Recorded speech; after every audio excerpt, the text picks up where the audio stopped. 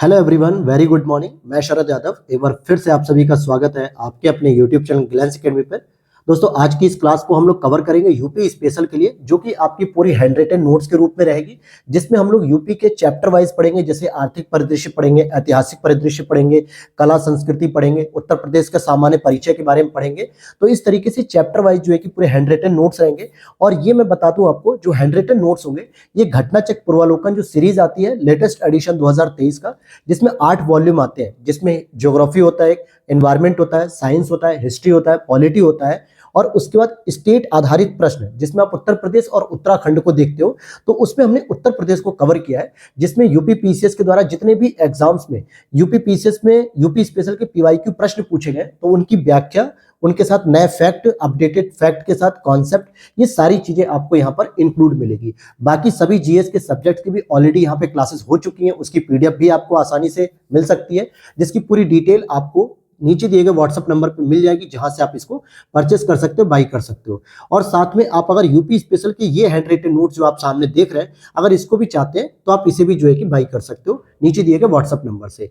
और ये आपकी आगामी परीक्षा यूपी पीसीएस प्रीलिम्स 2024 और साथ में आरओ जो री एग्जाम होने वाला है अगले 3 से 4 महीने में, उसके लिए भी बहुत हेल्पफुल रहेगी। तो चलिए शुरू करते हैं अब हमारी आज की इस पहली क्लास को। तो शुरू करते हैं। हमारा जो पहला चैप्टर होगा उसका नाम रहेगा यूपी का एक परिचय। अब एक परिचय के बारे में यहाँ पे हम यूपी के क्षेत्रफल, यूपी के इतिहास, यूपी के जो छोटी छोटी जानकारियां होंगी, जो घटना चक्र में एक चैप्टर वाइज किया गया था, तो उसके अंतर्गत जो जो इंपॉर्टेंट फैक्ट और कॉन्सेप्ट है और पीवाईक्यू विद एनालिसिस, वो सारी चीजें हम लोग शुरू कर रहे हैं। तो आगे बढ़ने से पहले छोटी सी जानकारी यहाँ पे लेते हुए चलेंगे कि इतिहास को जो स्रोतों के आधार पे हम 2 भागों में बांटते हैं। एक होता है प्रागैतिहासिक स्रोत और एक होता है ऐतिहासिक काल। दोनों में अंतर क्या होता है? पहले अगर मैं अंतर की बात करूं, तो प्रागैतिहासिक का मतलब वो हो जाता है जिसका इतिहास हमें लिखित रूप में नहीं मिलता है, केवल हम उसका पुरातत्वों के आधार पे, साक्ष्यों के आधार पे, या फिर सिक्कों के आधार पे, या कुछ हड्डियों या अवशेष के आधार पे हम उनके काल और उनके स्थान का ऑब्जर्वेशन करते हैं, मूल्यांकन करते हैं। और ऐतिहासिक काल का मतलब होता है जहां पर हमें लिखित साक्ष्य प्राप्त होने लगते हैं। जैसे वैदिक सभ्यता में लिखित साक्ष्य प्राप्त होते हैं, कुछ जो है कि ग्रंथ हो गए, साहित्य हो गए, नाटक हो गए, रचनाएं हो गई, ये सभी हमारे ऐतिहासिक काल की जानकारी के प्रमुख स्रोत होते हैं। तो इतिहास को हम इन 2 आधारों पे करते हैं। एक होता है लिखित शास्त्र या लिखित जो ग्रंथ होते हैं, और दूसरे हमारे जो पुरातत्व होते हैं या आर्कियोलॉजिकल पार्ट्स होते हैं, सिक्के, खनिज, ये सारी चीजों से हम ऑब्जर्वेशन करते हैं। तो इतिहास को 2 आधारों पे करते हैं।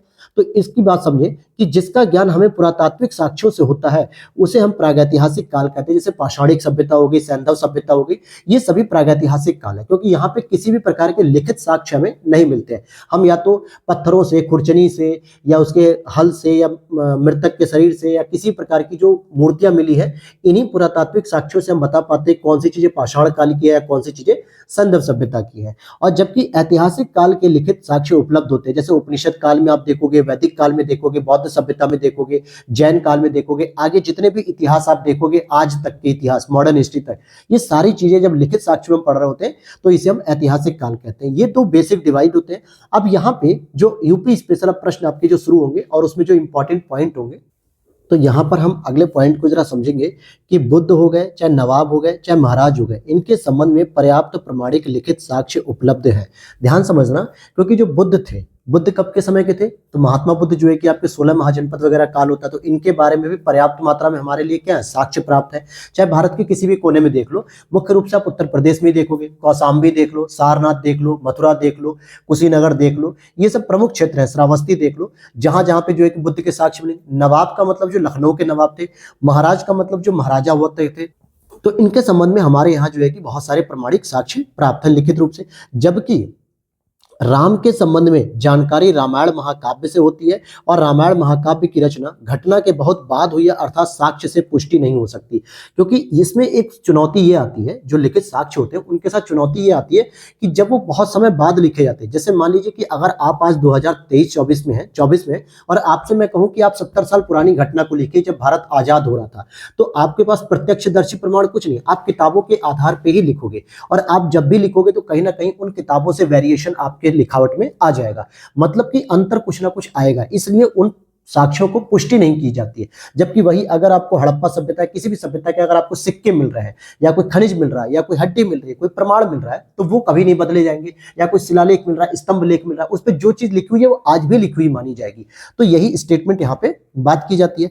अब यहाँ पे आप देखोगे कि मेरठ जनपद में आलमगीरपुर से प्राप्त पुरातात्विक सामग्री हड़प्पा संस्कृति को प्रतिबिंबित करती। सोचिए, हड़प्पा संस्कृति आज से कई साल पहले थी, लेकिन उसमें जो भी पुरातत्व की सामग्री मिलती है, जैसे कटोरे, पात्र, मूर्तियां, कांस्य की मूर्ति, ये सभी चीज प्रमाणित करती है कि हाँ, हड़प्पा सभ्यता का विस्तार आलमगीरपुर तक था। और इसकी खोज किसने की थी? यज्ञदत्त शर्मा जी ने की थी। किसने की थी? यज्ञदत्त शर्मा जी ने की थी।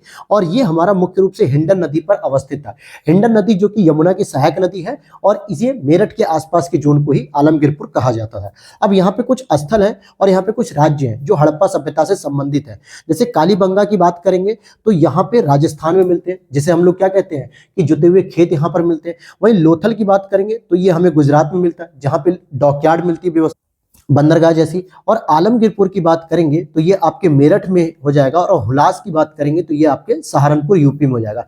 हालांकि मैंने आपको यूपी स्पेशल जो पीवाईक्यू सीरीज थी, जो कि ऑब्जेक्टिव फॉर्म में थी, किस फॉर्म में थी? ऑब्जेक्टिव फॉर्म में थी, जो मैंने आरओ एग्जाम से पहले आपको कराया भी था, वो आपके यूथ पब्लिकेशन की थी। तो उसमें मैंने आपको बताया था कि सहारनपुर से हुलास भी है और दो छोटे छोटे और नगर हैं, जो कि मैं आपको आगे जैसे जैसे पॉइंट में हम पढ़ेंगे तो उन चीजों को कवर करते हुए चलूंगा। तो ये स्टेटमेंट और ये पॉइंट आपको याद रहने चाहिए, क्योंकि यही सब मिलान करने के लिए आता है। अगर हम देवबंद की बात करें, देवबंद आंदोलन जो कि हमारे उत्तर प्रदेश से शुरू हुआ, तो इसकी शुरुआत 1866 ईस्वी में की गई थी और मौलाना हुसैन अहमद के द्वारा की गई थी। नवीनतम खोजों के आधार पर भारतीय उपमहाद्वीप में प्राचीनतम कृषि के साक्ष्य वाला स्थल उत्तर प्रदेश के लहुरा देव, जो कि संत कबीर नगर में है। अब ध्यान से समझने वाली बात है कि जो अभी नए नए जो रिसर्च हो रहे हैं, जो लगातार हिस्टोरिकल जो है कि रिसर्च हो रहे हैं, तो उसमें ये निर्णय लिया गया या ये साक्ष्य पाया गया कि भारतीय उपमहाद्वीप में जो प्राचीनतम कृषि के साक्ष्य मिले हैं वो हमारे उत्तर प्रदेश के लहुरा देव से प्राप्त हुए। और लहुरा देव कहाँ पे? संत कबीर नगर में। यहाँ से 9000 से लेकर 7000 बीसी के चावल के साक्ष्य भी प्राप्त हुए, और ये किसी अन्य अन्न के साक्ष्य यूपी से प्राप्त नहीं हुए। मतलब कहने का मतलब है कि यूपी से केवल चावल के साक्ष्य प्राप्त हुए और किसी चीज के नहीं। जैसे जौ हो गया, गेहूं हो गया, हम ये भी साक्ष्य के रूप में प्राप्त करते हैं, लेकिन ये हमारे यूपी से प्राप्त नहीं हुए हैं। आगे हम बात करेंगे, बेगम समरू जी की बात करेंगे।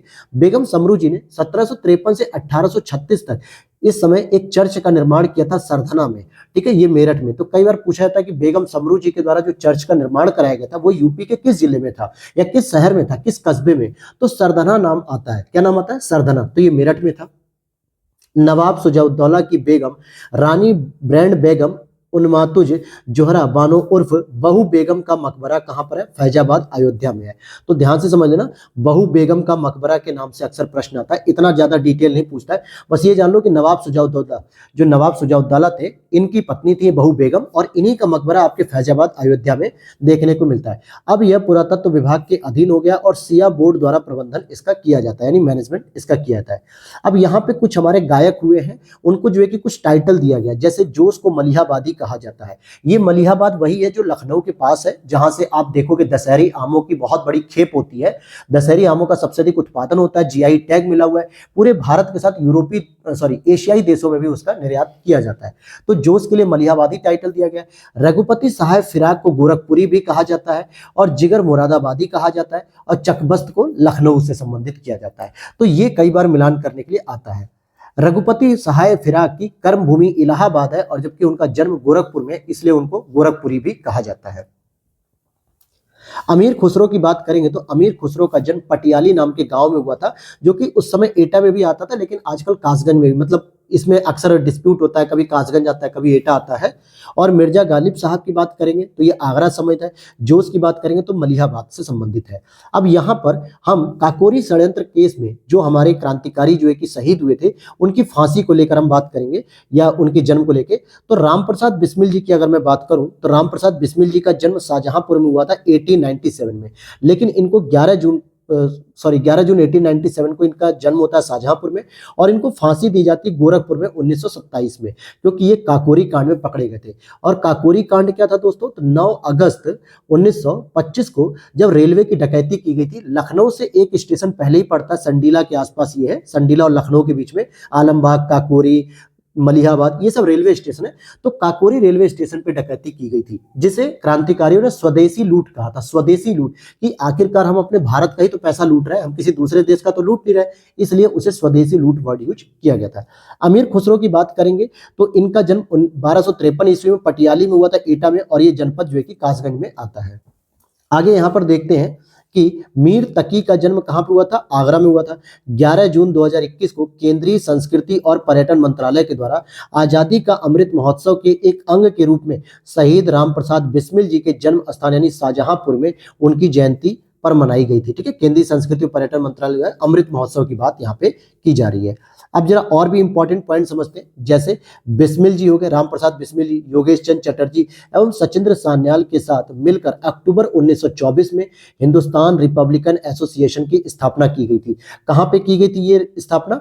कानपुर में की गई थी। कहां पर? कानपुर में, जिसको कहा जाता है एचआरए। ठीक है, एचआरए हिंदुस्तान रिपब्लिकन एसोसिएशन 1924 में कानपुर में स्टैब्लिश होती है, जिसमें राम प्रसाद बिस्मिल होते हैं, योगेश चंद्र चटर्जी होते हैं, सचिंद्र नाथ सान्याल, और इसी संगठन के द्वारा यह तय किया जाता है कि हम 9 अगस्त 1925 को क्या करेंगे? काकोरी डकैती करेंगे। ठीक है, काकोरी डकैती करेंगे। अब यहां पर अगर हम देखें, जो 4 क्रांतिकारी थे इसके प्रमुख रूप से, हालांकि इसमें चंद्रशेखर आजाद भी थे, लेकिन वो बच निकलते हैं, और बच निकलने के बाद जब फिरोज शाह कोटला मैदान में भगत सिंह से मिलते हैं तो 1928 में इसमें एचएसआरए की स्थापना करते हैं। यानी इसी एचआरए में बस सोशलिस्ट विचारधारा को ऐड कर दिया जाता है, जो हिंदुस्तान सोशलिस्ट रिपब्लिकन एसोसिएशन कहा जाता है। तो अभी हम उस पर चर्चा नहीं करेंगे, हम ये देखेंगे जो काकोरी षड्यंत्र केस में जो 4 प्रमुख क्रांतिकारी थे जिनको फांसी की सजा सुनाई गई, वो कहां कहां दी गई। तो जैसे काकोरी कांड में अशफाक उल्लाह खां को फैजाबाद में फांसी दी गई, रोशन सिंह को नैनी इलाहाबाद में फांसी दी गई, राजेंद्र लाहिड़ी जी को गोंडा में फांसी दी गई, और रामप्रसाद बिस्मिल जी को गोरखपुर में फांसी दी गई थी।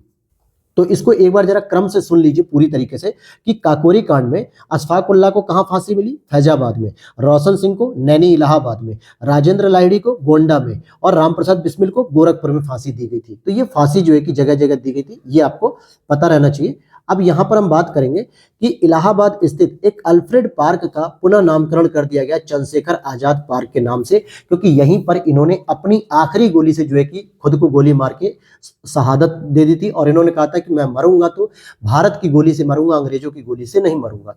मोतीलाल नेहरू बाल संग्रहालय की स्थापना 1757 ईस्वी में लखनऊ में की गई थी। कहां पे की गई थी? मोतीलाल नेहरू बाल संग्रहालय, लखनऊ में। भारत कला भवन, ये जो संग्रहालय है ये वाराणसी बीएचयू यूनिवर्सिटी के अंतर्गत आता है। बनारस हिंदू यूनिवर्सिटी जो है उसके अंतर्गत ये भारत कला भवन संग्रहालय अवस्थित है, और इसकी स्थापना 1920 में राय कृष्ण दास ने की थी। चित्रकला के विकास से भी ये संबंधित मानी जाती है। अब यहाँ पे हम कुछ बात करेंगे मंडल की, जैसे मिर्जापुर जो जिला है आपका, वही मिर्जापुर जो कालीन भैया आपने देखी है मिर्जापुर वेब सीरीज, तो इसका जो मंडल आता है वो विंध्याचल मंडल आता है। बाराबंकी का जो मंडल आता है वो देवा शरीफ होता है। मेरठ का मंडल आपका हस्तिनापुर हो जाएगा, और इलाहाबाद का श्रृंगेरपुर। हालांकि ये मंडल ना कह के मैं ये कह सकता हूँ कि ये यहाँ की धार्मिक स्थल भी है। ठीक है, तो मिर्जापुर में जैसे विंध्याचल देवी का मंदिर है, विंध्याचल कॉरिडोर और विंध्याचल राज्य विश्वविद्यालय को भी अनुमति दे दी गई। बाराबंकी में देवा शरीफ का जो है कि मेला लगता है, मेरठ का हस्तिनापुर मेला होता है, इलाहाबाद में श्रृंगवेरपुर होता है। तो ये ज्यादा इंपॉर्टेंट सही है, यहाँ पे ये मंडल नहीं है। बल्कि महर्षि वाल्मीकि जी का जो आश्रम है वो बिठूर में है, और बिठूर कहाँ पे? कानपुर, जो कि गंगा नदी के तट पर है। पौराणिक कथाओं के अनुसार चित्रकूट में भी वाल्मीकि आश्रम देखने को मिलता है, लेकिन मुख्य रूप से जो वाल्मीकि जी का आश्रम है वो कानपुर बिठूर में है। भारत माता मंदिर की बात करेंगे तो ये वाराणसी, भारत माता मंदिर जो वाराणसी में काशी विद्यापीठ जो यूनिवर्सिटी है, स्टेट यूनिवर्सिटी, इसके परिसर में देखने को मिलती है। इसका निर्माण 1936 ईस्वी में बाबू शिव प्रसाद गुप्त, और इसका शुभारंभ महात्मा गांधी ने किया था 1936 में। मैं आपको अभी कहूंगा कि आप इस क्लास के बाद गूगल करके डालना भारत माता मंदिर वाराणसी, आप देखोगे कि उसमें क्या क्या भारत के नक्शे को बनाया गया, और उसमें जो है कि जगह जगह जो है कि उस समय हमारा पाकिस्तान और बांग्लादेश भी भारत का ही हिस्सा था, क्योंकि 1936 में बना था अखंड भारत के रूप में। तो वहां पे पूरे भारत के नक्शे को ही दिखाया गया कि कहाँ पे कौन कौन से राज्य, कहाँ नदी बहती है, कहाँ पे पर्वत है, कहाँ पठार है, और इसी को भारत माता मंदिर का नाम दिया गया। बहुत ही सुंदर और बहुत ही आकर्षक है। गूगल पे आप लोग देखिएगा, जो लोग बनारस के आसपास होंगे, बनारस के होंगे, उन्होंने इस चीज को जरूर देखा होगा। सारनाथ की बात करेंगे जो कि वाराणसी यूपी में स्थित है और ये एक प्रसिद्ध तीर्थ स्थल है। इसका पुराना नाम ऋषिपत्तनम भी कहा जाता है, क्योंकि यहीं पर महात्मा बुद्ध ने ज्ञान प्राप्ति के बाद 5 ब्राह्मणों को, जो उनके शिष्य थे, उनको पहला उपदेश दिया था अपना, और जिस उपदेश का नाम रखा गया था, टाइटल रखा गया था, धर्म चक्र प्रवर्तन। क्या नाम रखा गया था? धर्म चक्र प्रवर्तन। तो महात्मा बुद्ध ने अपना प्रथम उपदेश यहीं पर दिया था, धर्म चक्र प्रवर्तन, जो कि 5 ब्राह्मण शिष्यों को दिया था। अब यहाँ पे आगे देखें तो काशी के श्रेष्ठी नंदी ने यहाँ बुद्ध के लिए एक विहार बनवाया था। श्रेष्ठी नंदी ने क्या किया था? बुद्ध के लिए यहाँ पे विहार बनवा दिया था।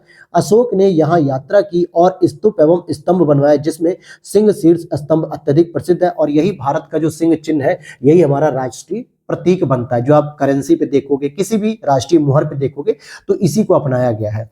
आगरा स्थित दयाल बाग राधा स्वामी पंथ से संबंधित है। ध्यान देना कि राधा स्वामी पंथ के नाम से भी प्रश्न पूछा गया यूपी पीसीएस प्रीलिम्स 2022 में। इसका मिलान करने के लिए आया था कि ये कहां पर है। ये प्रश्न भी आपको देखने को मिल जाएगा। अभी यही सारे प्रश्न होते हैं जो यूपी स्पेशल में बार बार रिपीट होते हैं, और इसलिए मैं कह सकता हूं कि इस नोट्स को अगर आप पढ़ लोगे ढंग से, इस पूरी क्लास को, जो भी 2-3 लेक्चर में ये पूरी पीडीएफ कंप्लीट हो जाएगी। ज्यादा नहीं है, बस 28 पेज की होगी, और ये 3 लेक्चर में कंप्लीट कर दूंगा मैं। तो इसमें आपको मैक्सिमम चीजें आपको यहाँ पे यूपी के सारे प्रश्न मिल जाएंगे। फतेहपुर सीकरी की बात करेंगे तो अकबर के द्वारा स्टैब्लिश किया गया, आगरा से लगभग 28 किलोमीटर दूर। जौनपुर सिटी की बात करेंगे तो ये फिरोज शाह तुगलक ने अपने जो चचेरा भाई था जौना खां, जिसका पूरा नाम क्या था? मोहम्मद बिन तुगलक, उसे बचपन में जौना खां कहा जाता था, उसके नाम पर स्टैब्लिश किया। आगरा सिटी की बात करेंगे तो 1504 ईस्वी में सिकंदर लोदी ने इसे स्टैब्लिश किया बगीचे के रूप में, यानी कि चारों तरफ बाग वगैरह बनवाए, और बाद में इसे राजधानी बना लिया। जामा मस्जिद जो कि बदायूं में स्थित है, इसे इल्तुतमिश ने बनवाया, क्योंकि जामा मस्जिद जो है कि मुगल काल में बहुत फेमस है। जैसे दिल्ली की जामा मस्जिद शाहजहां ने बनवाई, फिर जो है कि आपके आगरा की जामा मस्जिद औरंगजेब ने बनवा दी। इसी तरीके से जामा मस्जिद जो बदायूं की है, वो सल्तनत काल की है, और वो इल्तुतमिश ने बनवाई है। चुनारगढ़ में अनूप वेदिकाएं हैं, और जिनकी वे हैं भर्तृहरि की समाधि यहाँ देखने को मिलती है, और यहाँ सुनवा मंडप, 52 खंबा और सौर घड़ी भी देखने को मिलती है। फिर यहाँ पे देखते हैं कनक भवन। कनक भवन किसके लिए कहा था? माता सीता के जो कान के कुंडल थे, इनके लिए कनक भवन कहा जाता है, जो अयोध्या से संबंधित है। कामदगिरी पर्वत, कभी चित्रकूट गए होगे तो वहां पे एक पर्वत है जिसकी परिक्रमा की जाती है, मैं गया हूं वहां पे, कामदगिरी पर्वत, तो चित्रकूट में स्थित है। और कालिंजर दुर्ग, ये वही कालिंजर दुर्ग है जिसे जीतने के लिए जो है कि शेरशाह सूरी जो है कि मारा गया, बम फूट गया उसके पास जो है कि, और वो मर गया जो है कि। ये बांदा में स्थित है कालिंजर दुर्ग। और वही देवा शरीफ की बात करेंगे तो यहाँ पे बाराबंकी में देवा शरीफ जी की अजमेर पर जो है कि दरगाह पे अजमेर नहीं, देवा शरीफ की दरगाह पे मेला लगता है प्रतिवर्ष, यहाँ पे सैयद सालार गाजी के नाम से। तो ये बाराबंकी में। 84 गुंबद आपको कहाँ देखने को मिलेगी? तो जालौन में मिलेगी। जामा मस्जिद आपको मुरादाबाद में भी देखने को मिलेगी। बौद्ध स्तूप आपका कुशीनगर में भी है। अब ये स्टेटमेंट पे डिपेंड करेगा। बौद्ध स्तूप जैसे यहाँ पे आप देखोगे तो रामभर स्तूप आपको देखने को मिलता है कुशीनगर में। कौन सा स्तूप देखने को मिलेगा? नाम याद रख लेना, रामभर। ठीक है, रामभर स्तूप देखने को मिलेगा। इसी तरीके से आपको एक कौशाम्बी में भी स्तूप देखने को मिलेगा, जो मैं आगे बताऊंगा आपको। यहाँ पे देखोगे 1775 ईस्वी में नवाब आसफ उद्दौला ने अपनी राजधानी फैजाबाद, यानी अब जो अयोध्या है, इससे लखनऊ हस्तांतरित की थी, और राजधानी को नियोजित रूप से विकसित भी किया, यानी लखनऊ को फिर नियोजित रूप से विकसित किया। तो अभी तो हम लोग पढ़ रहे हैं दोस्तों केवल यूपी स्पेशल के बारे में, जो छोटी छोटी जानकारियां इधर उधर कलेक्ट की गई हैं। फिर इसके बाद अभी हम लोग पढ़ेंगे राजनीतिक परिदृश्य, जहां पे हम पॉलिटिकल से संबंधित पूरी जानकारी लेंगे। और फिर अगर हम बात करेंगे जो हम पढ़ रहे थे अभी लखनऊ राजधानी के बारे में, आगे ब्रिटिश रेजिमेंट जो कि हरकोट बटलर ने भी इसके विकास में योगदान दिया, लखनऊ के विकास में। लखनऊ नगर निगम के सिटी डेवलपमेंट प्लान के अनुसार महानगर के 54.98% भूमि पर रिहायशी क्षेत्र विस्तृत है। अब यहाँ हम बात करेंगे कि यूपी में जो कांग्रेस के अधिवेशन हुए हैं, जो कि 1885 से लेकर 1947 तक लगातार हुए हैं, लेकिन कांग्रेस के कुछ ऐसे इंपॉर्टेंट अधिवेशन है जो यूपी में हुए हैं। हालांकि मैक्सिमम अधिवेशन उसके यूपी में ही हुए हैं, लेकिन कौन कौन से हुए इस पे हम चर्चा करेंगे। तो देखोगे 1892 में इलाहाबाद में हुआ था, जबकि WC बनर्जी ने इसकी अध्यक्षता की थी। वहीं 1905 में वाराणसी में हुआ था, जबकि अध्यक्ष गोपाल कृष्ण गोखले जी थे। 1936 में लखनऊ में होता है, जिसको हम लोग जो है कि जानते हैं जवाहरलाल नेहरू जी ने की थी। और 1946 का भी मेरठ में हुआ था, JB कृपलानी साहब ने किया था इसकी अध्यक्षता। अब आपके दिमाग में आएगा कि सर एक 1916 में भी तो लखनऊ अधिवेशन हुआ था। जी बिल्कुल हुआ था, और उस समय जो है कि अंबिका चरण मजूमदार जी ने अध्यक्षता की थी, जिसको हम लोग लखनऊ सम्मेलन कहते हैं, लखनऊ समझौता कहते हैं, जिसमें गरम दल नरम दल एकजुट हो गए थे, और मुस्लिम लीग के साथ भी लखनऊ में कांग्रेस ने समझौता कर लिया था। हालांकि और भी ऐसे बहुत सारी जगह हैं जहां पर आपके मतलब यूपी में जो है कि अधिवेशन हुए हैं, लेकिन जो एग्जाम में पूछा गया था उसी को बस यहाँ पे हमने लिखा है अभी। बांदा जिले में यानी जो यूपी में, इसमें स्थित है कालिंजर का किला। बुंदेलखंड का ऐतिहासिक और सामरिक दृष्टि से इंपॉर्टेंट है ये सारा का सारा जो कालिंजर किला है, ये बुंदेलखंड के ऐतिहासिक रूप से बहुत इंपॉर्टेंट था। प्राचीन काल में जजाक भुक्ति का साम्राज्य इसी के अधीन था, यानी साम्राज्य के अधीन था। जजाक भुक्ति का मतलब हो गया चंदेलों का वंश, जो खजुराहो, महोबा, बांदा ये सारे क्षेत्रों में देखते थे, और चंदेलों ने ही खजुराहो का मंदिर भी बनवाया। 1569 में अकबर ने इस किले को जीत लिया था और बीरबल को दे दिया। किसे दे दिया? बीरबल को दे दिया। ठीक है, कौन सा? कालिंजर का किला। यूपी को समय समय पर दिए गए जो उत्तर पश्चिम जो मतलब नाम दिए गए थे, तो इसको पहले नॉर्थ वेस्ट फ्रंटियर कहा जाता था, उत्तर पश्चिमी, तो 1836 में। फिर आगरा और अवध का संयुक्त प्रांत कहा गया 1902 में। फिर संयुक्त प्रांत आगरा भी हट गया 1937 में, और उसके बाद भारत सरकार अधिनियम 1935 के तहत इसका नाम परिवर्तित करके उत्तर प्रदेश कर दिया गया 1950, जो कि अगर हम महीने की बात करेंगे तो 24 जनवरी। और योगी सरकार के आने के बाद प्रत्येक वर्ष 24 जनवरी को हम उत्तर प्रदेश दिवस को सेलिब्रेट करते हैं। पहली बारी से 2018 में सेलिब्रेट किया गया था। उत्तर प्रदेश दिवस 24 जनवरी को होता है, और सरकार ने 2018 में पहली बार यूपी दिवस का आयोजन किया था। तो ये तो एक बेसिक जानकारी थी। अब हम देखेंगे राजनीतिक परिदृश्य के बारे में कि उत्तर प्रदेश का राजनीतिक परिदृश्य क्या क्या हो सकता है। अब यहाँ पर हम कुछ आगे की जानकारी पढ़ेंगे, जैसे कि उत्तर प्रदेश की राजनीतिक परिदृश्य की बात करेंगे तो यहाँ पर ध्यान देना है कि उत्तर प्रदेश की प्रथम राज्यपाल कौन बनी, यानी भारत की पहली महिला राज्यपाल भी थी सरोजनी नायडू जी, जो 1947 से 1949 तक थी, और वर्तमान में राज्यपाल भी एक महिला है, आनंदीबेन पटेल जी। यूपी के सीएम की बात करेंगे तो 24 जनवरी 1950 के बाद यहाँ पे मुख्यमंत्री का पद किया गया और यहाँ पे मुख्यमंत्री बनना शुरू किया गया। वैसे अगर हम ये भी बात करें कि उत्तर प्रदेश के सबसे पहले सीएम कौन थे, तो गोविंद वल्लभ पंत जी थे। कौन थे? गोविंद वल्लभ पंत जी थे। और यहाँ पर हम बात करेंगे हेमवती नंदन बहुगुणा जी, जो कि लगातार 2 बार मुख्यमंत्री रह चुके थे 1973 से 1975 तक के बीच में। और दूसरी बात करेंगे नारायण दत्त जी की, तो ये भी 1976 से लेकर 89 तक सीएम रह चुके हैं, क्योंकि 2000 के बाद, सन 2000 के बाद हमारा उत्तराखंड अलग हो जाता है हमारे यूपी से। उससे पहले ये सभी कैरेक्टर जो आपको आज उत्तराखंड में लगते हैं, ये सारे कैरेक्टर्स यूपी से रिलेटेड थे।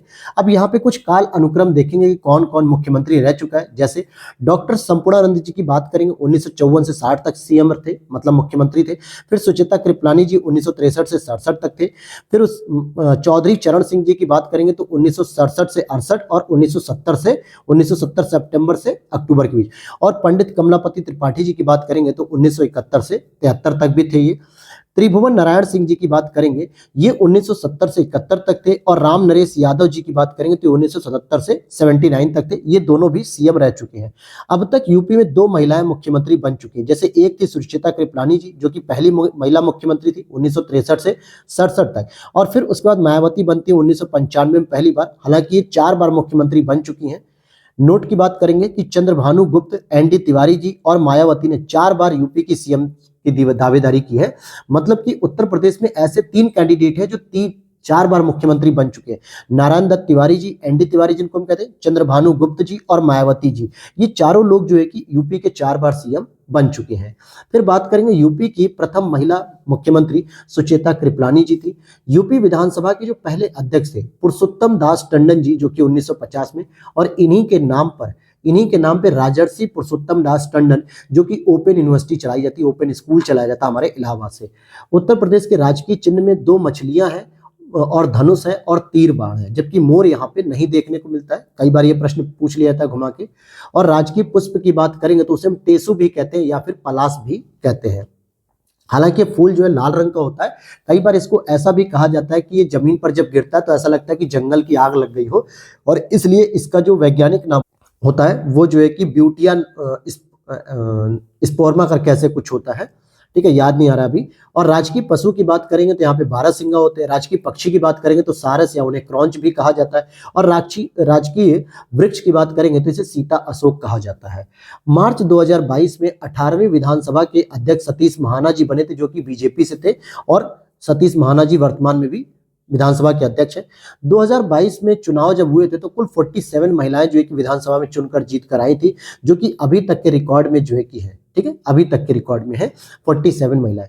21 नवंबर 2011 को तत्कालीन बसपा सरकार यानी कि जो मायावती जी की गवर्नमेंट थी, ध्वनि मत से यूपी को 4 प्रदेशों में बांटने का प्रस्ताव पारित कर दिया गया था, लेकिन तब से बांटा नहीं गया अभी तक। वर्तमान में यूपी के मुख्य निर्वाचन अधिकारी कौन है? तो अजय कुमार शुक्ला जी हैं, याद रख लेना।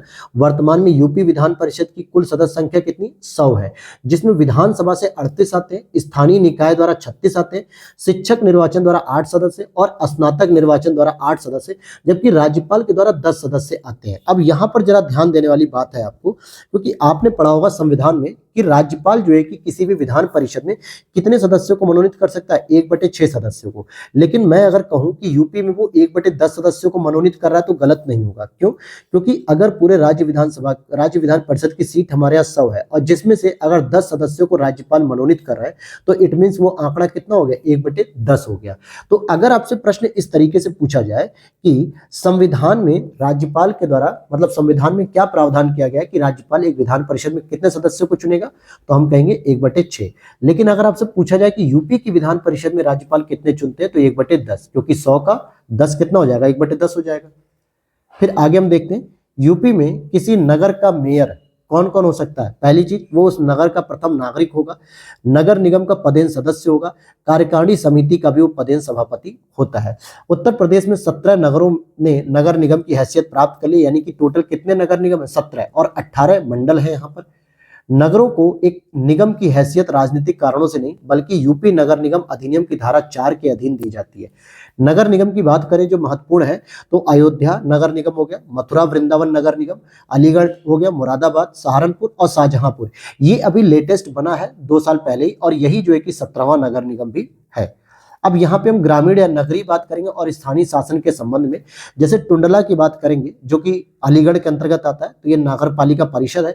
झांसी की बात करेंगे तो ये अपने आप में एक पूरा नगर निगम है। मछली शहर की बात करें जो कि आजमगढ़ में एक विधायकी क्षेत्र भी है, तो ये नगर पंचायत हो जाता है। और सैफई की बात करेंगे तो ये क्षेत्र समिति होता है, जो कि सैफई इटावा के अंतर्गत आता है, और मछली शहर आजमगढ़ में आता है। वर्तमान में लखनऊ में जल संस्थान नगर निगम, विकास प्राधिकरण और जिला नगरीय विकास अभिकरण, ये सभी के सभी मौजूद है। त्रिस्तरीय व्यवस्था में सबसे शीर्ष पर जिला पंचायत होती है, जिसके अध्यक्ष एवं उपाध्यक्ष का चुनाव जिला पंचायत के सदस्यों द्वारा होता है, जबकि जिला पंचायत के सदस्यों का चुनाव डायरेक्ट रूप से यानी प्रत्यक्ष रूप से कौन करता है? जनता करती है। कौन करती है? जनता करती है, यानी उस क्षेत्र की वयस्क जनता जो कि निर्वाचन नामावली में अधिसूचित होती है या नाम उल्लिखित होते हैं उनके। जिला पंचायत का सचिव मुख्य विकास अधिकारी या पंचायती राज अधिकारी होता है। यूपी में जिला पंचायत द्वारा मुख्य कर परिस्थिति तथा संपत्ति कर सभी व्यक्तियों पर नहीं बल्कि कर निर्धारण का जो दायी मतलब लाइबल व्यक्तियों पर ही लगाया जाता है।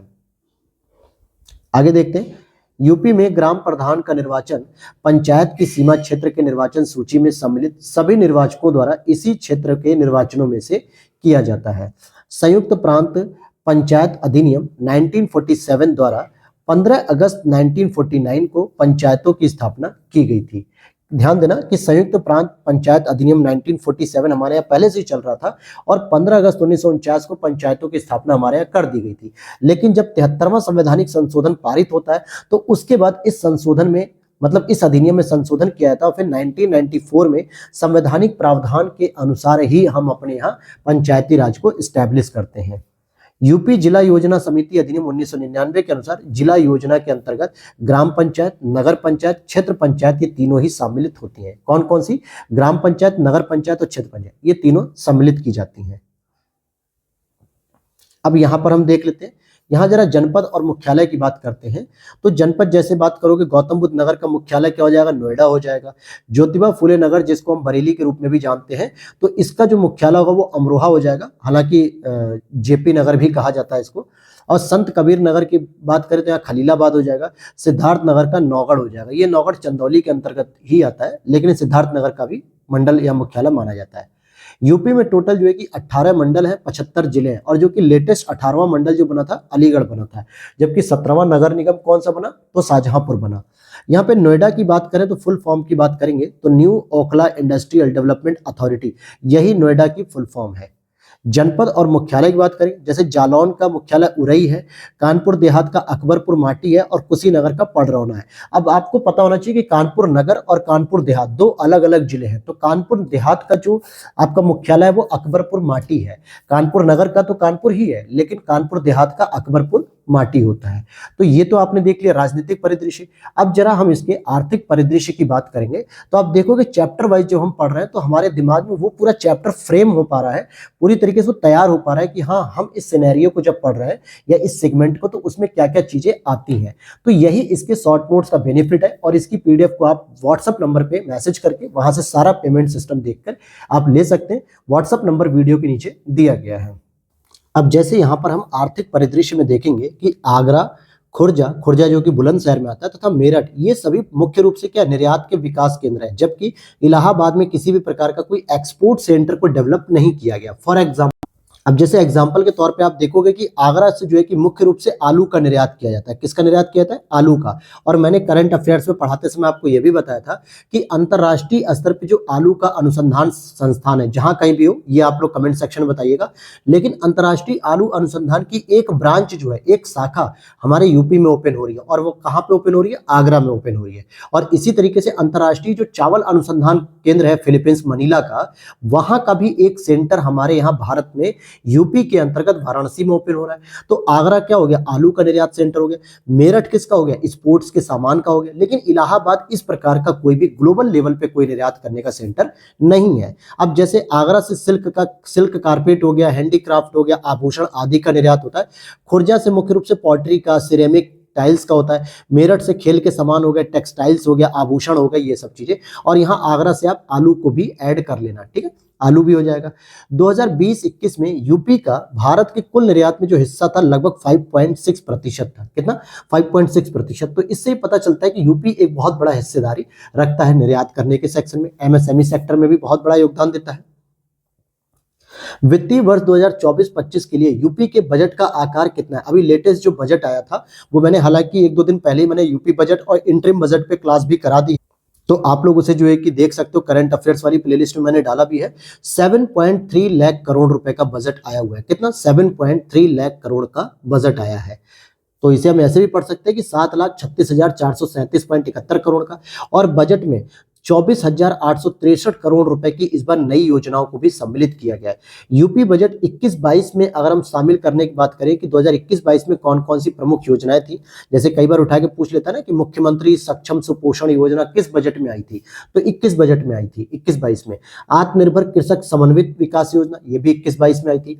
और सीएम प्रवासी श्रमिक उद्यमिता विकास योजना, यह भी आई थी। लेकिन 24 जनवरी 2021 को सीएम योगी ने युवा उद्यमिता विकास अभियान योजना शुरू किया था, जो कि 18 से 35 वर्ग के आयु वर्ग के लोगों के लिए था। और इसमें ये स्वरोजगार के लिए, यानी कि अपने स्टार्टअप के लिए आर्थिक मदद एवं वित्त पोषण के रूप में ऋण प्रदान किया जाएगा। यूपी उद्योग बंधु का उद्देश्य क्या है? भाई, उद्योग बंधु का उद्देश्य क्या है यूपी का, ये पूछा जा रहा है।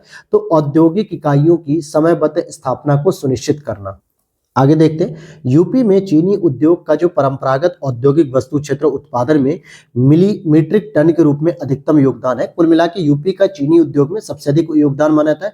और संपूर्ण भारत में चीनी उत्पादन हो चाहे गन्ना उत्पादन हो, इसमें यूपी आपका प्रथम स्थान पे आता है। हालांकि यूपी में मान्यता प्राप्त जो स्टॉक एक्सचेंज है वो कानपुर में स्थित है, और जिसकी स्थापना 1982 में की गई थी। जैसे पूरे भारत के जो हमारे स्टॉक एक्सचेंज है बॉम्बे में होते हैं, जैसे बॉम्बे स्टॉक एक्सचेंज हो गया, ठीक है, इस प्रकार से। तो इसी तरीके से यूपी का जो स्टॉक एक्सचेंज है वो आपके कानपुर में स्टैब्लिश किया गया था 1982 में। अब जैसे यहाँ पर आप देखोगे कि यूपी में किसका जोन, मतलब निर्यातिक जोन होता है, तो यूपी में आलू निर्यात जोन हो गया, अलीगढ़ से सम्मानित हो गया, आगरा समेत हो गया, फर्रुखाबाद हो गया, कन्नौज हो गया, हाथरस, मेरठ, आगरा, बागपत, बदायूं, रामपुर, गाजियाबाद, फिरोजाबाद में स्थापित है। तो अगर इनमें भी आपको इंपॉर्टेंट जानना है कि यूपी का सबसे अधिक जो आलू का निर्यात होता है, तो जो लोग फर्रुखाबाद के होंगे उन्हें पता होगा कि फर्रुखाबाद में बहुत अधिक आलू होता है, और कन्नौज में भी पता है कि आलू बहुत होता है, और साथ में आगरा में भी। तो आगरा से जो है कि सबसे बड़ा मतलब एक्सपोर्ट किया जाता है। हैंडबुक ऑफ एग्रीकल्चर भारतीय कृषि अनुसंधान परिषद का ही प्रकाशन है, ठीक है। जो हैंडबुक ऑफ एग्रीकल्चर है ये Indian council of agriculture research के द्वारा प्रकाशित की जाती है। कृषि श्रम उत्पादकता सर्वाधिक पश्चिमी यूपी में है। कृषि का सबसे अधिक यांत्रिकीकरण पश्चिमी यूपी में ही हुआ है, जिससे कम श्रम से अधिकाधिक उत्पादकता प्राप्त होती है। क्योंकि पश्चिमी यूपी में क्या है, लोगों के पास पैसा बहुत था, हरित क्रांति का परिणाम था। साथ में हरित क्रांति होने की वजह से लोगों के पास पैसा भी हुआ, और बड़ी बड़ी मात्रा में वहां पे जमीनें हैं एकड़ में, जिससे वहां पे कृषि यंत्रों का ज्यादा विकास हुआ। और जहां पे कोई भी एक मशीनी उपकरण काम कर रहा है, यानी कि कृषि यंत्र काम कर रहा है, वहां पे कम श्रमिक की जरूरत पड़ेगी, लेकिन फिर भी प्रोडक्टिविटी ज्यादा होगी। यूपी बजट अनुमान 2023-24 के अनुसार भारत के जीडीपी में यूपी का योगदान लगभग 8% से अधिक है, या कह सकते हो 9% के आसपास है। यूपी में वैल्यू एडिड टैक्स मूल्यवर्धन जो कर होता है, इसको 1 जनवरी 2008 से इंट्रोड्यूस किया गया था। तो यूपी में कुछ वस्तुओं पे वैल्यू एडिड टैक्स भी लगता है। गीडा की बात करेंगे तो गोरखपुर इंडस्ट्रियल डेवलपमेंट अथॉरिटी की स्थापना गोरखपुर में 1989 में की गई थी, यूपी औद्योगिक विकास अधिनियम 1976 के तहत। अभी मैंने करंट अफेयर्स में आपको पढ़ाया था बीडा। बीडा क्या होता है दोस्तों? तो ये बागपत इंडस्ट्रियल नहीं, बहुत सारे ऑप्शन हो सकते हैं ऐसे जिले के आधार पे। तो बुंदेलखंड इंडस्ट्रियल डेवलपमेंट अथॉरिटी, और उससे पहले गीडा पूछा गया, गोरखपुर इंडस्ट्रियल डेवलपमेंट अथॉरिटी। कई बार पूछा जाता था गीडा, कई बार पीवाईक्यू में आपने किए होंगे, लेकिन अब बीडा याद रखना। बीडा क्या है? Bundelkhand industrial development authority. UP राज्य औद्योगिक विकास निगम यानी यूपीएसआईडीसी का मुख्यालय आपके कहाँ पे है? कानपुर में। यानी कि यूपी में जो इंडस्ट्रियल लेवल पे जो डेवलपमेंट करने का कॉर्पोरेशन है, ये कानपुर में स्टैब्लिश है। उद्योग बंधु यूपी राज्य का एक संगठन है जो उद्योग एवं सेवा क्षेत्र में निवेश की सुविधा के लिए समर्पित है, जो कि जिले स्तर पे भी होता है, मंडल स्तर पे भी होता है और राज्य स्तर पे भी होता है। इसकी संरचना कैसी होती है? त्रिस्तर की संरचना होती है, त्रिस्तरीय संरचना होती है। फिर यहाँ पे देखेंगे यूपी औद्योगिक विकास निगम की प्रमुख निवेश परियोजना मेगा फूड पार्क बरेली में स्टैब्लिश है, टेक्सटाइल पार्क वाराणसी और डिफेंस पार्क आपके शाहजहांपुर में। तो ध्यान देना कि ये इंडस्ट्रियल विकास निगम की तरफ से कुछ इंडस्ट्रियल जो इन्वेस्टमेंट परियोजनाएं हैं, जैसे मेगा फूड पार्क बरेली यानी बहेड़ी में आता है, बरेली के अंतर्गत एक छोटा सा कस्बा आता है बहेड़ी, 18 किलोमीटर के आसपास होगा, वो है, और टेक्सटाइल पार्क वाराणसी में और डिफेंस पार्क शाहजहांपुर में। जबकि थीम पार्क की बात करेंगे तो ये आगरा की स्थापना हो रही है और इसके द्वारा लेकिन नहीं की जा रही है। यूपी राज्य पर्यटन विकास निगम लिमिटेड की स्थापना 1974 में की गई थी। यूपी वित्तीय निगम अर्थात कि यूपीएफसी, ठीक है, फाइनेंस कॉर्पोरेशन की स्थापना राज्य वित्तीय निगम एक्ट 1951 के अंतर्गत 1954 में की गई, और यह निगम राज्य में लघु एवं मध्यम उद्योगों के विकास हेतु वित्तीय सहायता प्रदान करता है। कौन प्रदान करता है? यूपीएफसी। अब जैसे मध्यम और लघु में कौन आ जाते हैं? मुख्य रूप से एमएसएमई वाले जो सेक्टर होते हैं, ये इसी में आते हैं, और इनको योगदान जो है कि यूपीएफसी के द्वारा रहता है, उत्तर प्रदेश फाइनेंशियल या फाइनेंस कह दो कॉर्पोरेशन। यूपी में जो एसजीडीपी यानी कि स्टेट की जो जीडीपी है, इसमें प्राथमिक सेक्टर का योगदान कितना है? 28% है, और सेकेंडरी सेक्टर का लगभग 24% और टर्सरी सेक्टर का लगभग 47%। और ये आंकड़ा 2021-22 की समीक्षा के अनुसार बताया गया। तो अभी भी जो लेटेस्ट समीक्षा है उसके अनुसार भी लगभग यही है। यूपी के औद्योगिक विकास में प्रादेशिक असंतुलनता के संदर्भ में क्या बात है? जैसे प्रादेशिक स्तर पे यूपी में असंतुलन अगर आप देखोगे तो पश्चिमी यूपी में उद्योगों का सर्वाधिक केंद्रीकरण देखने को मिलता है। आप नोएडा में देख लो, गाजियाबाद में देख लो, ग्रेटर नोएडा देख लो, मेरठ देख लो, सहारनपुर देख लो, या मुजफ्फरनगर देखो। ऐसे क्षेत्रों में जो है कि आपको, बुलंदशहर में, ऐसे क्षेत्रों में सबसे अधिक आपको उद्योग देखने को मिलेंगे। जबकि वहीं पूर्वी यूपी में देखो, बिहार मतलब बनारस को देखो, इलाहाबाद देखो, गोरखपुर, आजमगढ़, मऊ, बलिया, गाजीपुर, जौनपुर, इन सभी क्षेत्रों में कोई भी इंडस्ट्री है ही नहीं, है भी तो एक बहुत छोटी मोटी इंडस्ट्री होगी। तो पश्चिमी यूपी में इंडस्ट्री का सर्वाधिक केंद्रीकरण है। वहीं पूर्वी यूपी में राज्य की कुल 20% औद्योगिक इकाइयां हैं। अगर मान लो पूरे यूपी में अगर 100 यूनिट लगी हुई है इंडस्ट्री की, तो पूर्वांचल में केवल 20 यूनिट है, बाकी 80 के 80 पश्चिमी यूपी में है। और अगर आप बुंदेलखंड को देखोगे तो ये औद्योगिक दृष्टि से सबसे पिछड़ा हुआ क्षेत्र माना जाता है, और इसीलिए शायद इसका विकास भी नहीं हो पा रहा है। फिर यहाँ पे यूपी बजट 2018-19 के अनुसार औद्योगिक इकाइयों से संबंधित स्वीकृतियों, अनुमोदनों, अनुमतियों तथा लाइसेंसों की ऑनलाइन सुविधा अब एक ही छत के नीचे प्रदान की जा रही है, जिसको सिंगल विंडो क्लियरेंस विभाग की स्थापना कर दी गई है, और ये सीएम कार्यालय में की गई है। रोजगार की दृष्टि से यूपी का जो सबसे बड़ा उद्योग है वो है हथकरघा उद्योग व हस्तशिल्प उद्योग, जिसमें सबसे अधिक रोजगार दिया जाता है। रोजगार का मतलब प्राइवेट नौकरी भी होती है और सरकारी नौकरी भी होती है। ये नहीं कि केवल सरकारी नौकरी वाला ही रोजगार है। विदाउट सरकारी नौकरी के लोग भी जो अपने प्राइवेट सेक्टर में काम कर रहे होते हैं, उनकी भी जो है कि सम्मान होता है, उन्हें भी रोजगार परखी कहा जाता है। यूपी में कुल जनसंख्या में कार्यबल कितना है? तो 32.9%, यानी यूपी में से 100 में से लगभग 32.9% लोग कार्यबल में आते हैं। यूपी सरकार की जो आय का सबसे बड़ा भाग आता है वो व्यापार टैक्स से आता है। किससे आता है? व्यापार कर से सबसे अधिक आता है। प्रथम दीनदयाल हस्तकला संकुल व्यापार सुविधा केंद्र ये अवस्थित है वाराणसी में। 2017 को ये राष्ट्र को समर्पित किया गया था और जिसकी आधारशिला 2014 में रखी गई थी। व्यापार सुविधा केंद्र एवं क्राफ्ट म्यूजियम के नाम से भी पूछा जाता है। तो मैक्सिमम इसे क्राफ्ट म्यूजियम के नाम से पूछा जाता है कि यूपी के किस जिले में क्राफ्ट म्यूजियम की स्थापना की गई? वाराणसी में की गई, और इसी का दूसरा नाम है दीनदयाल हस्तकला संकुल व्यापार सुविधा केंद्र। यूपी ने उच्चतम औद्योगिक समृद्धि दर 10.8% 10वीं पंचवर्षीय योजना में प्राप्त की थी, और अभी कितनी है आगे देखते हैं। 24 अक्टूबर 2020 को यूपी का पहला डाटा सेंटर ग्रेटर नोएडा में ओपन किया जा रहा है। 2018 में नीति आयोग द्वारा शुरू किए गए आकांक्षी जिला कार्यक्रम के अंतर्गत, कब शुरू किया गया नीति आयोग ने आकांक्षी जिला कार्यक्रम? 2018। इसके अंतर्गत जून 2021 तक देश के कुल 112 आकांक्षी जिलों में से यूपी के 8 जिले इस कार्यक्रम में शामिल हो चुके हैं। वो 8 जिले कौन कौन से? तो वो सामान्यतः आकांक्षी मतलब होता है जो पिछड़े हुए जिले होते हैं, एस्पिरेशनल डिस्ट्रिक्ट, जिसमें आधारभूत संरचना, एजुकेशन, हेल्थ, बेसिक जो कि इंफ्रास्ट्रक्चर, जो भी महत्वपूर्ण आवश्यकताओं की चीजें हैं उनको डेवलप किया जाता है। जैसे सोनभद्र हो गया, फतेहपुर हो गया, सिद्धार्थनगर, चित्रकूट, चंदौली, बलरामपुर, बहराइच, श्रावस्ती। ये आप देखोगे सारे के सारे थोड़े से बैकवर्ड करके जिले हैं, इसमें कोई भी हाईटेक जिले की हमने बात नहीं की। ठीक है, फिर यहां पे हम देखेंगे कि भारत का सर्वाधिक जनसंख्या वाला यूपी आर्थिक दृष्टि से एक पिछड़ा हुआ राज्य है, बिल्कुल सही बात है, और राज्य के विभिन्न भागों में विकास दर स्पष्ट रूप से भिन्नता देखने को मिलती है। अगर आप पश्चिमी यूपी की बात करोगे, वेस्ट यूपी में, तो यहाँ पे जो है कि आपकी ग्रोथ रेट बहुत अच्छी है, लेकिन अगर आप ईस्टर्न की बात करोगे, ईस्ट यूपी की, जो कि पूर्वांचल की यूपी की, यहाँ पे ग्रोथ रेट आपकी बहुत डाउन होती है, बहुत कम है। तो यहां तक आज हमने अपनी क्लास में कवर कर लिया, और अब हमारा जो अगला टॉपिक है भौगोलिक परिदृश्य, ये हम लोग अब कल की क्लास में करेंगे, और केवल बहुत हो गए तो 3 लेक्चर ही केवल इसके आएंगे, पहला ये हो गया, और 2 लेक्चर और आएंगे जिसमें ये पूरी की पूरी क्लास कंप्लीट हो जाएगी। तो इसलिए आप लोग जो है कि आराम से इन तीनों क्लासेस को देख सकते हो, और यहाँ से यूपी के जो स्पेशल प्रश्न आते हैं वो सारे के सारे आपके यहाँ से मैक्सिमम हो जाएंगे। और वीडियो अच्छी लगी हो तो लाइक कर देना दोस्तों, और चैनल पे पहली बार हो तो क्या करना आपको, बस लाल कलर का जो बटन दिख रहा है उसको प्यार से दबा दो, यानी कि फॉलो कर लो चैनल को, ठीक। और साथ में टेलीग्राम चैनल को जरूर ज्वाइन कर लेना, उसका लिंक डिस्क्रिप्शन बॉक्स में दिया गया है, जहां पर मैक्सिमम आपको अपडेट दी जाती है। ध्यान रहे, ग्लैंस एकेडमी के कई सारे अब फेक चैनल भी शुरू कर दिए गए हैं, लोगों के द्वारा बनाए जा रहे हैं, इसलिए आपको कौन सा चैनल का नाम बनाना है, तो ध्यान देना कि ग्लैंस एकेडमी जब आप देखोगे तो उसमें 6000 से अधिक सब्सक्राइबर हो चुके हैं, 6000 से अधिक सब्सक्राइबर, उसी को ज्वाइन करना है। और एक हमारा डिस्कशन ग्रुप भी है जिसे आप ज्वाइन कर सकते हो, जिसमें 1000 से अधिक लोग ज्वाइन हो चुके हैं, जहां पे लोग डिस्कशन करते हैं और जहां पे मैं भी कुछ उनके प्रश्नों का जवाब देता रहता हूं। तो मिलते हैं नेक्स्ट वीडियो में, वीडियो अच्छी लगी तो लाइक कर देना, ठीक है।